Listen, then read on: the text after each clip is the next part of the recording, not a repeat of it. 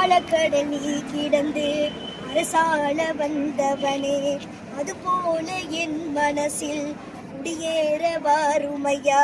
சம்ஹார நேரத்தில சமுத்திரம் பின்வாங்கும் சந்தோஷ திருநாளில் நல்லருளை தாருமையா. முருகனென்றே முழங்குதே மனசு, கடல போல உன் கருணை பெருசு. உப்பு காத்து ஊத காத்து சுத்தம் கடல கரைய பார்த்து சத்தியமா கோவில் கொண்ட சுப்பையா. எங்க குப்பத்துக்கு குல விளக்கு நீயா. வெற்றிவேல் முருகனுக்கு.